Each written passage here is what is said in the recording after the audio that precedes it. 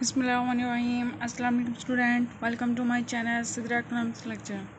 आज हम topic discuss करने जा रहे हैं वो है इंटरनेशनल ट्रेड, और सेकंड हमारा टॉपिक है difference between domestic and international trade. International trade को आप टॉपिक भी कह सकते हैं और न्यू चैप्टर भी कह सकते हैं। यह सेकंड ईयर की बुक का 5th चैप्टर स्टार्ट करने जा रहे हैं।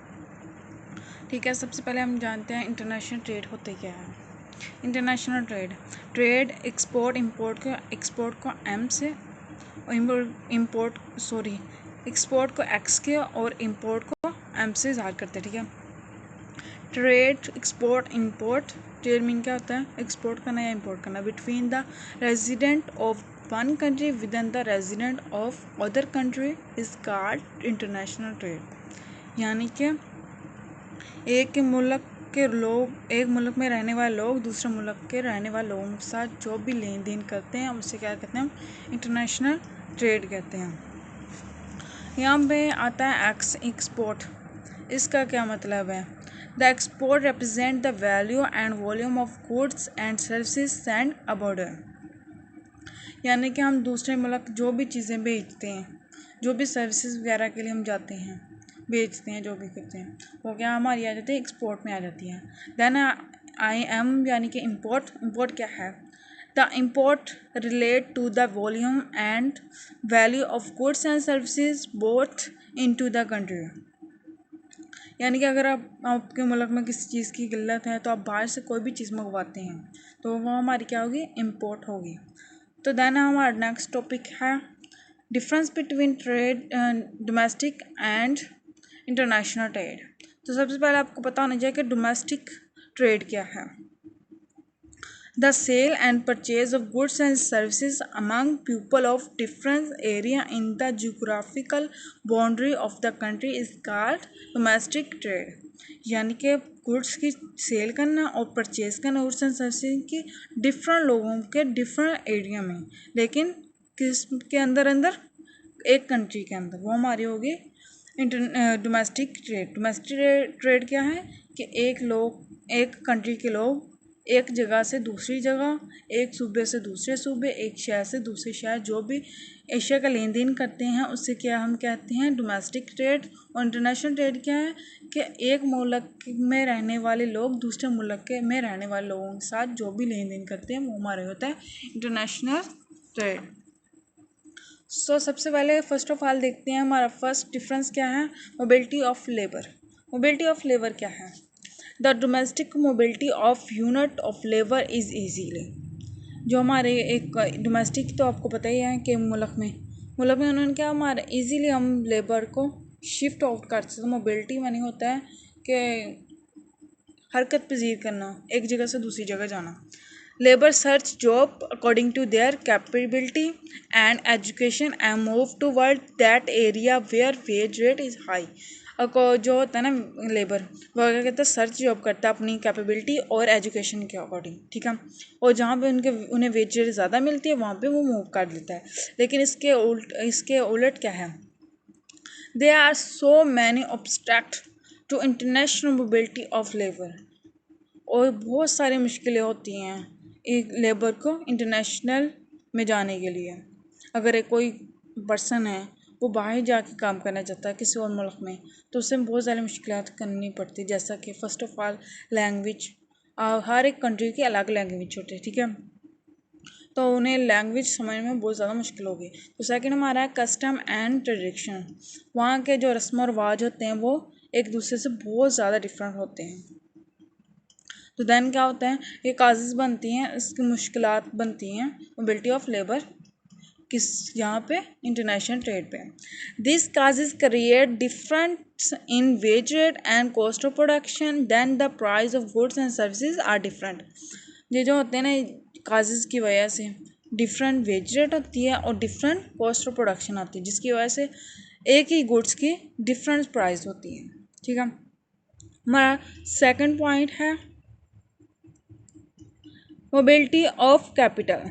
मोबिलिटी ऑफ कैपिटल क्या है? Capitalist can invest in any business independently with domestic boundary according to state level, while there are so many difficulty in investment at international level.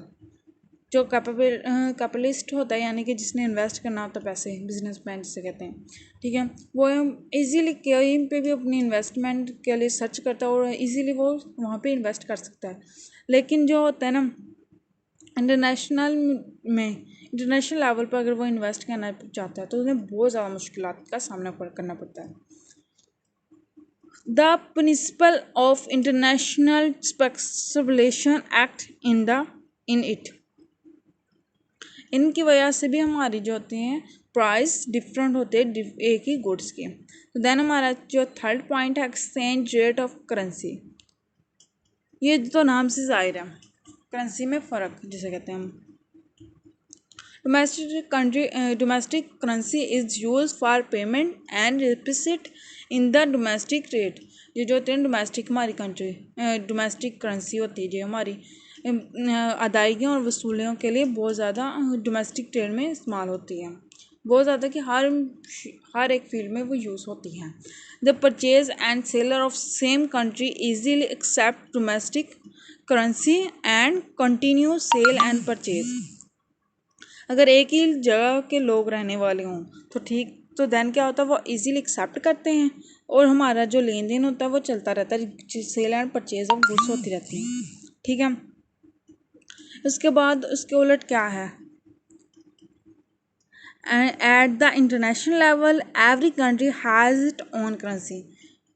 International level पे क्या है, हर एक कंट्री की अपनी currency होती है, जैसा कि डॉलर, यूरो, पाउंड्स, ये क्या है अलग अलग करेंसी है, जिसकी वजह से the domestic currency can be exchange bye currency of other country in international payment and receipt which is called exchange rate. अपनी मुल्क की करेंसी को दूसरे मुल्क की करेंसी में कन्वर्ट करने को क्या कहते हैं, किस लिए कन्वर्ट करना होता है, लेन देन के मामले में, तो वो क्या हमारी कहलाते हैं एक्सचेंज रेट, हम इससे कहते हैं। देन हमारा 4 पॉइंट है different in trade restriction. There are no trade restriction in transportation of commercial material in domestic trade. कहते कोई पाबंदी नहीं होती, जो मुल्क में जो भी ट्रेड करते हैं, जो भी वो एक्सपोर्ट करते हैं, ट्रांसपोर्ट करते हैं, एक तजारत का माल होता है ना, वो कोई भी गुड्स एंड सर्विस बनाते हैं तो वो एक जगह से दूसरी जगह जो भी ट्रांसफ़र करते हैं उस पर कोई रिस्ट्रिक्शन नहीं होती। They excess goods and services are shift to that area where this is they are in shortage. और क्या करते हैं जहाँ जो भी एक्सेस गुड्स एंड सर्विसेज होती हैं उनकी जो एरिया उसके अलावा उनके पास जो भी गुड्स एंड सर्विसेज होती है तो वो शिफ्ट कर देते हैं कहाँ पे, जहाँ पे शॉर्टेज हो। In that way price stable in found in a country. तो दैट इसकी वजह से क्या होता है हमारी कंट्री में प्राइस स्टेबल रहती है। In the opposite there are many restriction in the mobility of goods and services in international trade. इसके उलट क्या है, इंटरनेशनल ट्रेड पे आपको बहुत ज़्यादा रिस्ट्रिक्शन की जाती है, जैसा कि एग्जांपल के तौर पे एक्सपोर्ट एंड इंपोर्ट लाइसेंस। अगर आप कोई भी चीज़ एक्सपोर्ट एंड इंपोर्ट कर रहे हैं तो उसके लिए आपके पास लाइसेंस होना चाहिए। Export and import duty. Export and import duty क्या होती है कि टैक्स किसे कहते हैं, जब आप कोई भी चीज़ एक्सपोर्ट करते हैं या इंपोर्ट करते हैं तो आपको गवर्नमेंट को टैक्स पे करना पड़ता है। इसके बाद ट्रेड पॉलिसी होती है, exchange of currency, problem of foreign exchange, इस तरह बहुत सारी मुश्किलात का सामना करना पड़ता है। इसके बाद हमारा 5 पॉइंट है difference in government facility. The government provide different type of facility to sale and buy in domestic trade to stable price and goods can be send to different area of the country. Government क्या करती है, जो भी goods बना रहा है उसे difference facility देती है ताकि प्राइस स्टेबल हो, और जहाँ पे शॉर्टेज है जिन इलाकों पे शॉर्टेज है गुड्स के तो वहाँ पे गुड्स पहुँची जा सके। कौन कौन सी देती है उन्हें क्या कहते हैं facilities, for example tax concession, tax में कोई क्या कहते हैं लेस कर देना, टैक्स जिसे कहते हैं। Provision of loan eight less conditional substitute, उन्हें लोन प्रोवाइड करना इजीली कंडीशन पर और उन्हें सब्सिडी देना, ये हमारी उसकी होती है गवर्नमेंट की facility. In the other side they are no need of any agreement in domestic trade while the they are exchange of. लेकिन इसके उलट क्या होता है, जब हम इंटरनेशनल ट्रेड करते हैं तो गवर्नमेंट कोई फैसिलिटी नहीं हमें देती, ठीक है। तो वो हमारे लिए क्योंकि हमारे जो भी हम लेते हैं बाहर से कोई भी चीज़ मंगवाते हैं तो हमें टैक्स भी पे करना पड़ता है, और उसके बाद करेंसी के एक्सचेंज करेंसी की प्रॉब्लम होती हैं, एक्सपोर्ट इंपोर्ट लाइसेंस भी होनी चाहिए, इस तरह बहुत ज़्यादा मुश्किलात हो जाती हैं, और ऊपर से गवर्नमेंट भी कोई फैसिलिटी नहीं देते हैं। हमारे पास 6 पॉइंट है ability of resources. Specific natural resources are endowment of natural in every country of the world। हर एक कंट्री में कोई ना कोई स्पेसिफिक रिसोर्सेज ज़रूर होता है, ठीक है। The process of specialisation in various goods is due to various natural resources. तो हम जो भी प्रोसेस होता है किसी भी कंट्री में नेचुरल रिसोर्सेज को पेश करने का, क्या कहते हैं, उससे फ़ायदा हासिल करने का, वो उससे पहचानी जाती है कि इतने इसमें इतने, जैसा कि ऑयल सऊदी अरब में बहुत ज़्यादा निकलता है, तो हम कैसे पहचानते हैं सऊदी अरब को कि वो एक ऑयल कंट्री है, ठीक है। इसको इन्होंने एक्सप्लेन किया हुआ है। This reason create international trade the process has know important in domestic trade. तो जिसकी वजह से इंटरनेशनल ट्रेड की बहुत ज़्यादा इंपॉर्टेंट है, ठीक है। इसके उलट डोमेस्टिक ट्रेड, क्योंकि हर एक कंट्री में हर एक रिसोर्सेज तो होने से रहा, कुछ रिसोर्सेज हमें बाहर से मिल सकते हैं, तो इसलिए हमारी जो बहुत ज़्यादा इंपॉर्टेंट है इस मामले में इंटरनेशनल ट्रेड के। डिफरेंट इन कस्टमर टेस्ट, लोगों के डिफरेंट कस्टमर, इस नाम से ज़ाहिर है कि लोगों के हर एक के डिफरेंट होते हैं, क्या कहते हैं उसे, टेस्ट वगैरह। कुछ लोग होते हैं कि वो अपने कंट्री के गुड्स को परचेज़ करना बेटर समझते हैं, ठीक है। लेकिन कुछ लोग होते हैं कि वो कहते हैं कि हमें हाई क्वालिटी की चाहिए, गुड्स क्वालिटी की चाहिए, तो वो क्या करते हैं, इंटरनेशनल ट्रेड करना पसंद करते हैं, इंटरनेशनल गुड्स को परचेज़ करना पसंद करते हैं। इस तरह दोनों की अपनी अपनी अहमियत है। इसके बाद हमारा 8 पॉइंट है difference in transport cost. The transport cost is included in the price of goods and domestic market। अगर आप कोई भी चीज़ एक जगह से दूसरी जगह ट्रांसपोर्ट करते हैं तो देन क्या होता है, उस जो भी ट्रांसपोर्ट पे उनका खर्चा आया तो वो किस में इंक्लूड होता है, उन गुड्स के प्राइस में, ठीक है। तो देन क्या होता है, the expenditure increase price with low rate. इसके साथ क्या होता है, देन क्या होता है, उसकी जो प्राइस होती है गुड्स की वो क्या इंक्रीज होती है, लेकिन किस लो रेट से। लो रेट किस तरह आगे एक्सप्लेन करते हैं। But at international trade transport expenditure are greater. लो किस हिसाब से है, क्योंकि इंटरनेशनल लेवल पे हमें बहुत ज़्यादा ट्रांसपोर्ट एक्सपेंडिचर पे करने पड़ते हैं। Therefore there expenditure increase price with high rate. तो देन क्या होता है, वो हाई रेट से हमें क्या कहते हैं, प्राइस हाई पे करनी पड़ती है, क्योंकि इनमें वो उनके ट्रांसपोर्ट एक्सपेंडिचर भी शामिल होते हैं। उसके बाद हमारा आता है लास्ट ट्रेड एग्रीमेंट।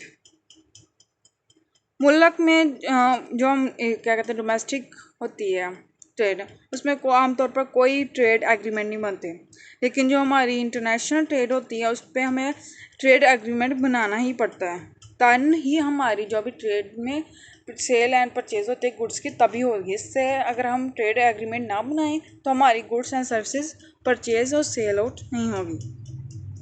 उसके बाद हमारा लास्ट पॉइंट है ट्रेड पॉलिसी, जो होती है ना इंटरनेशनल कंपनीज का इंटरनेशनल ट्रेड जो होती है, हर एक की अपनी अपनी, हर एक कंट्री की अपनी अपनी ट्रेड पॉलिसी होती है, ठीक है।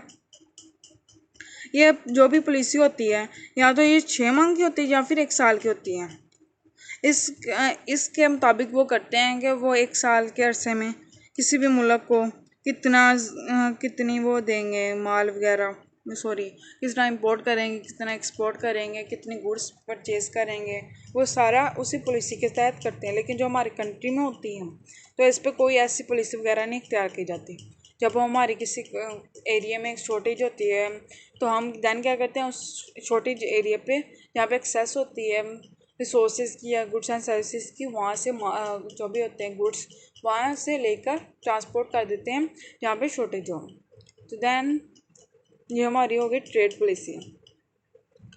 आई थिंक आपको समझ आ रहा होगा कि इंटरनेशनल ट्रेड क्या और डिफरेंस बिटवीन इंटरनेशनल ट्रेड और domestic trade. Thank you so much. Please subscribe my channel, like and share my video. Thank you so much.